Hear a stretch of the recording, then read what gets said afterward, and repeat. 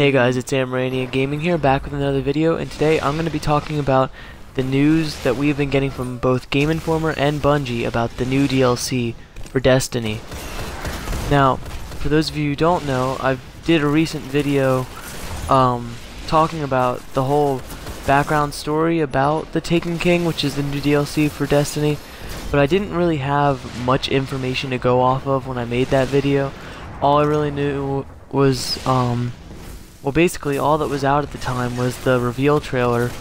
basically letting you know that there was going to be a place called the Dreadnought, and there was going to be a place, and that place was going to be where you fought Curtis' father, Oryx.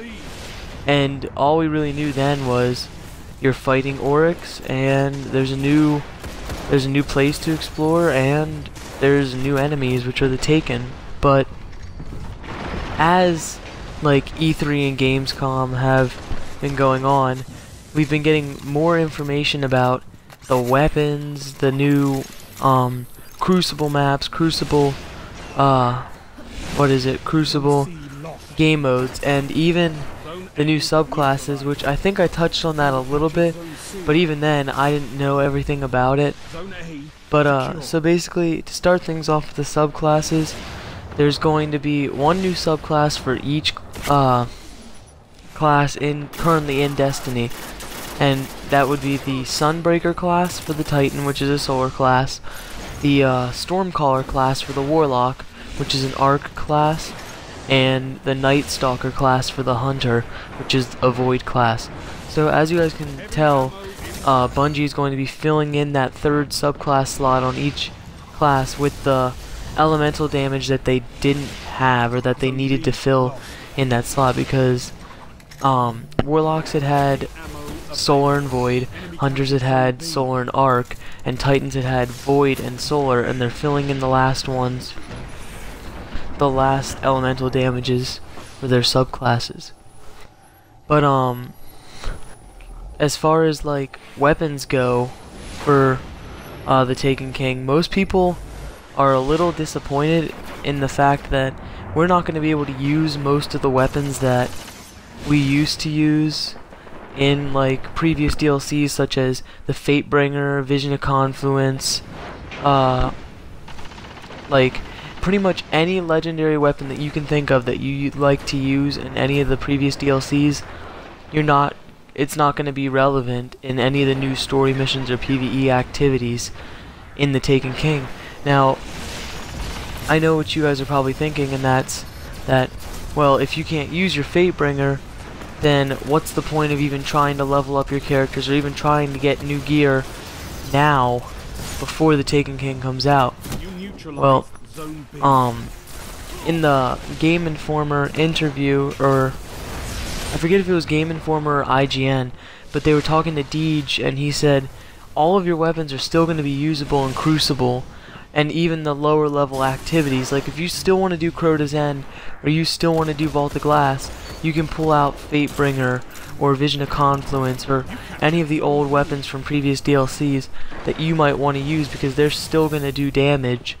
They're just not going to be as relevant in the new raids, such as like when you're fighting against Oryx, you're going to want to use the new weapons in the DLC that the DLC has to offer. And quite frankly, I wouldn't blame Bungie for making this decision. It is a good decision, as there are going to be new players to Destiny, and everyone's going to be kind of on the same page. Might be a little weird at first, but I feel like once we get those new weapons, there's going to be like, maybe there's going to be a weapon that would be the new Fatebringer. Like, I don't know. I'm just optimistic about what's going to come from the Taken King. But moving on to the leveling system, actually, Bungie has released that the level cap will be level 40, and that instead of using light to get to that level, you will be leveling basically purely on experience. Sorry about that. And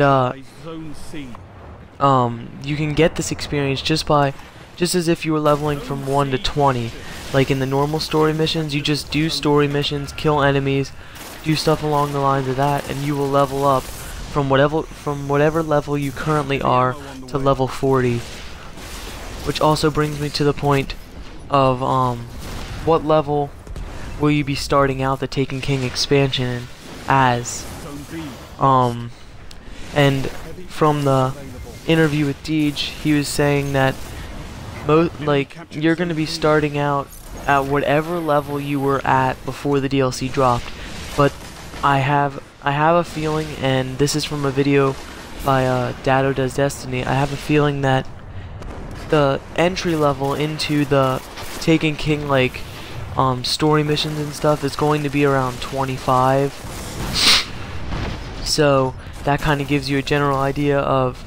how the boost system, which they're going to be implementing, where I think it's like one character, you can level up one character from 1 straight to that entry level, which I'm assuming is going to be 25, so that you can get right in on the action. Like if you're a new player to Destiny, I think this is really going to bring in a whole bunch of new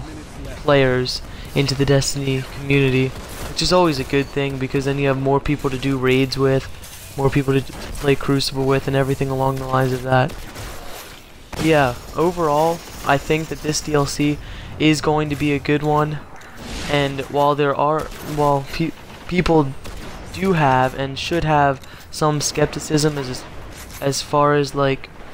the new weapons go and the leveling system, how everything's going to be new and different, you have to remember this is only year 2 of Destiny. Bungie is still testing out everything that they want to get so that they can get it down to perfection.